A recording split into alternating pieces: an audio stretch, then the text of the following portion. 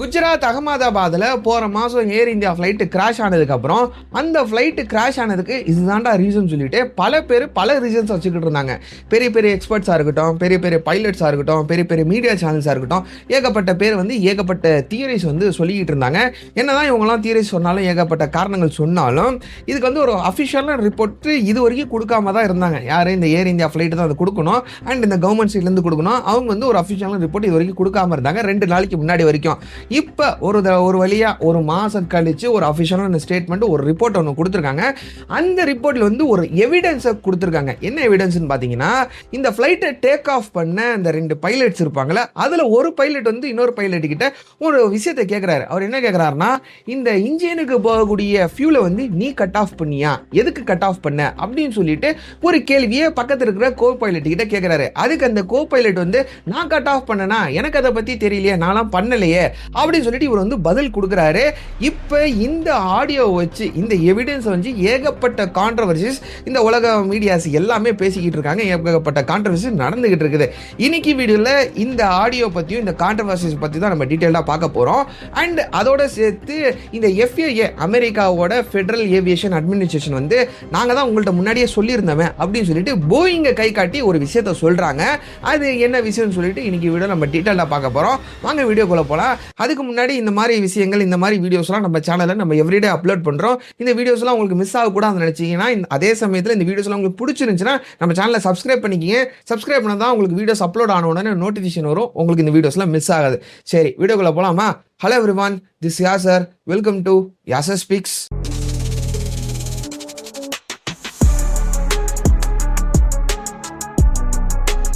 இந்த Air India flight கிராஷை பற்றி கண்டிப்பாக எல்லாத்துக்கும் தெரிஞ்சிருக்கோம். நம்மளே 2 வீடியோவோ ஒரு வீடியோவோ நம்ம சேனலில் போட்டிருக்கோம்.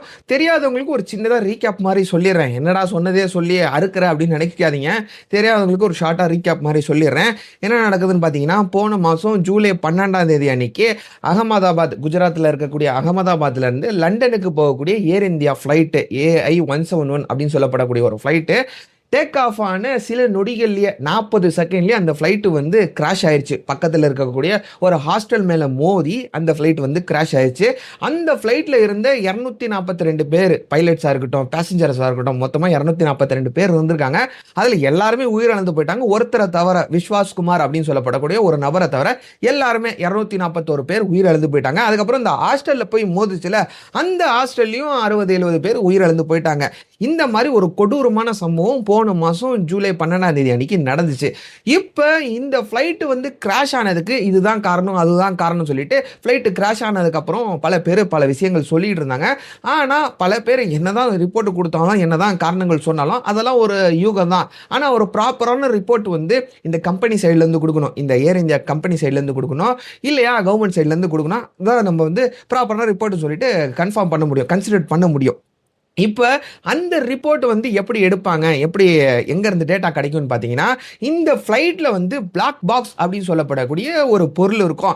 இந்த பிளாக் பாக்ஸில் தான் இந்த பைலட்ஸாக இருக்கட்டும், இல்லாட்டி இந்த பேசஞ்சர்ஸாக இருக்கட்டும், இவங்கெல்லாம் என்ன பேசிக்கிட்டாங்க, கடைசி சில வினாடிகளில் என்ன நடந்துச்சு அப்படின்னு சொல்லிட்டு ஒரு எவிடன்ஸ் அந்த பிளாக் பாக்ஸில் தான் கிடைக்கும். இப்போ அந்த பிளாக் பாக்ஸை ஃப்ளைட்டு கிராஷ் ஆனவுடனே கிட்டத்தட்ட ஒரு 48 மணி நேரத்திலேயே அந்த பிளாக் பாக்ஸ் கண்டுபிடிச்சிட்டாங்க. அந்த பிளாக் பாக்ஸ் கண்டுபிடிக்கிறதே பெரிய விஷயம். ஆனால் அந்த பிளாக் பாக்ஸ் சீக்கிரம் ஒரு 48 மணி நேரத்திலே கண்டுபிடிச்சிட்டாங்க. இப்போ இந்த பிளாக் பாக்ஸை கண்டுபிடிச்சி அந்த பிளாக் பாக்ஸ்ல டேட்டாவை எக்ஸ்ட்ராக்ட் பண்ணணும். அதுக்கு குறைஞ்சபட்சம் 3-4 மாதம் ஆகும் அப்படின்னு சொல்லிட்டு ஏர் இந்தியா கம்பெனிக்காரங்க சொல்லிட்டாங்க. இதுதான் ஒரு ரூல்ஸ். ஏன்னா அது ஈஸியாக டக்குன்னு நம்ம ரிட்ரீவ் பண்ண முடியாது, எக்ஸ்ட்ராக்ட் பண்ணிட முடியாது டேட்டாவை. அதுக்கு சில நாட்கள் ஆகும், சில மாதங்கள் ஆகும் அப்படின்னு சொல்லிட்டு சொல்லியிருந்தாங்க. இப்போ அந்த டேட்டாவில், அந்த பிளாக் பாக்ஸ்ல இருந்து சில டேட்டாஸ் எக்ஸ்ட்ராக்ட் பண்ணியிருக்காங்க. அந்த டேட்டாஸ் அடிப்படி சில ஆதாரங்களும் கொடுத்துருக்காங்க. ஒரு ரிப்போர்ட்டை ஃபைல் பண்ணியிருக்காங்க. அந்த ரிப்போர்ட்ல என்னென்ன சொல்லியிருக்காங்கன்னா, 13 ஸ்டேட்மெண்ட் வச்சிருக்காங்க. பார்லிமெண்ட் கிட்ட 13 காரணங்கள் சொல்லியிருக்காங்க. அதுல 12வது பேராகிராஃப் 12வது பாயிண்ட்ல தான் ஒரு முக்கியமான எவிடன்ஸ் சப்மிட் பண்ணியிருக்காங்க. ஒரு விஷயத்தை டிக்ளரேஷன் கொடுத்துருக்காங்க. என்ன கொடுத்துருக்காங்கன்னு பார்த்தீங்கன்னா, இந்த ஃப்ளைட்டை டேக் ஆஃப் பண்ண 2 பைலட்டு, இந்த பைலட் கடைசியாக கான்வர்சேஷன் பேசியிருப்பாங்களே, அந்த ஆடியோ மென்ஷன் பண்ணியிருக்காங்க. நான் வீடியோ ஸ்டார்டிங்ல சொன்ன மாதிரி தான் அதுல ஒரு பைலட் என்ன சொல்றாருன்னா, இந்த ஃப்ளைட்டுக்கு இன்ஜினுக்கு போகக்கூடிய ஃபியூல வந்து யாரு கட் ஆஃப் பண்ணுது அப்படின்னு சொல்லிட்டு பக்கத்துல இருக்க கோ பைலட் கிட்ட கேக்குறாரு. அதுக்கு பக்கத்துல இருக்க கோ பைலட் வந்து இல்ல எனக்கு இதை பத்தே தெரியல, நான் தான் கட் ஆஃப் பண்ணல அப்படின்னு சொல்லிட்டு அந்த பைலட் கிட்ட பதில் சொல்லியிருக்காரு. இப்ப உடனே இவங்க எல்லாரும் 2 பேருமே என்ன பண்றாங்கன்னா, கட் ஆஃப் ஆயிருச்சு. ஏன்னா இன்ஜினுக்கு போகக்கூடிய ஃபியூல் கட் ஆஃப் ஆயிருச்சுன்னா சாதாரண மோட்டார் சைக்கிள் ஓடுமா, நம்ம 2 வீலர் ஓடுமா, ஓடாது. அது வந்து ரோட்ல போய்கிட்டு இருக்கு, நம்ம வந்து நின்றுச்சுன்னா ஒன்றும் பிரச்சனை இல்லை. ஆனால் ஃப்ளைட்டு டேக் ஆஃப் ஆனதுக்கு அப்புறம் இந்த ஃபியூல் வந்து இன்ஜினுக்கு போகலன்னா என்ன ஆகும், இந்த மாதிரி கிராஷ் தான் ஆகும். உடனே இந்த பைலட்ஸ்லாம் என்ன பண்ணுறாங்கன்னு பார்த்தீங்கன்னா, இந்த ஃபியூலை வந்து பாஸ் பண்ணுறதுக்காக அந்த ஃபியூலை வந்து ஆன் பண்ணுறாங்க. ஆஃபில் இருக்கக்கூடிய அந்த கட் ஆஃபில் இருக்கக்கூடிய அந்த ஃபியூலை வந்து ரன்னுக்கு மூவ் பண்ணுறாங்க. இந்த ரன்னுக்கு மூவ் பண்ண உடனே ஃபர்ஸ்ட் ஒரு இன்ஜின் வந்து ஆன் ஆக ஆரம்பிக்குது, ஆன் ஆக ட்ரை பண்ணுது. 2வது இன்ஜின் வந்து ஆன் பண்ண முடியல. இப்போ இந்த ஃப்ளைட் வந்து கிராஷ் ஆயிருது. இப்போ இந்த ஃபியூல் கட் ஆஃப் சுவிட்ச் வந்து யார் ஆஃப் பண்ணா அப்படின்னு சொல்லப்படக்கூடிய ஒரு மிகப்பெரிய கேள்வி, மிகப்பெரிய டவுட் வந்து மிகப்பெரிய கான்ட்ரவர்சிஸ் பெரிய பெரிய மீடியா சேனல்ஸ் மக்கள் மத்தியில் வந்து சுத்திக்கிட்டு இருக்குது. இப்போ நம்மளுக்கே சாதாரணமாக கேட்க தோணும். ஏன்னா இப்போ இந்த காக்பிட்டுக்குள்ள வந்து பைலட்ஸை தவிர யார் இந்த கேபின் க்ரூ மெம்பர்ஸ் போகலாம். ஆனால் ஒரு தடவை இவங்க உள்ளே போயிட்டாங்கன்னா அவங்க தான் ஃபுல் கண்ட்ரோலையும் எடுத்துக்குவாங்க. ஸோ அவ்வளோ சுலபமாக யாருமே ஃப்ளைட்டு டேக் ஆஃப் ஆனதுக்கப்புறம் உள்ளெல்லாம் போயிட்டு வர முடியாது. ஓகே, இந்த டவுட் வந்து கிளியர். அதுக்குள்ளே இருந்தது இவங்க 2 பேரும் மட்டும் தான். இந்த டவுட் வந்து கிளியர். இப்போ இந்த ஃப்ளைட்டை இந்த கட் ஆஃப் சுவிட்சை வந்து ஒன்று வந்த பைலட் ஆஃப் பண்ணியிருக்கணும், மெயின் பைலட் வந்து ஆஃப் பண்ணியிருக்கணும், இல்லாட்டி கோ பைலட் வந்து ஆஃப் பண்ணியிருக்கணும். இவங்க 2 பேருமே அந்த கான்வர்சேஷன் எப்படி பேசிக்காங்கன்னு பார்த்தீங்கன்னா, ஒருத்தர் கேட்குறாரு யார் ஆஃப் பண்ணுது அப்படின்னு சொல்லிட்டு ஷாக் ஆகி கேட்குறாரு. அதுக்கு இன்னொரு கோ பைலட் சொல்கிறாரு எனக்கு இதை பற்றி தெரியலிங்க, நான் ஆன் பண்ணலைங்க, சரி நான் ஆஃப் பண்ணலங்க அப்படின்னு சொல்லிட்டு இவர் சொல்றாரு. அப்பனா இவங்க 2 பேருமே பண்ணல, பண்ணது யாரு?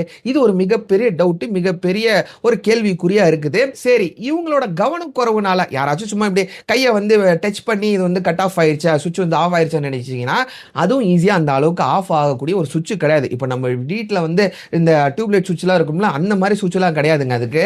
ஏன்னா இதுக்கு வந்து 2 கட் ஆஃப் சுவிட்ச் வச்சிருப்பாங்க. இப்போ நம்ம வந்து இங்க வீட்டில் வந்து கரண்ட் போகுதுன்னு வச்சுக்கோங்களேன், மெயின் சுவிட்ச் ஒன்று இருக்கும், அதுக்கப்புறம் மீட்டர் பக்கத்துல ஒரு சுவிட்ச் இருக்கும்ல, அந்த மாதிரி இதுக்கும் ஃபியூல் இன்ஜினுக்கு போறதுக்கும் நிறுத்துறதுக்கும் ஒரு கட் ஆஃப் பண்ணக்கூடிய ஒரு சுவிட்ச். இந்த பக்கம் வந்து இந்த கேஸ் ரெகுலேட்டர்லாம் இருக்கும்ல, அந்த மாதிரி இந்த சுவிட்சை வந்து ஆன் பண்றதுக்கு ஆஃப் பண்றதுக்கு ஒரு மெயின் சுவிட்ச்.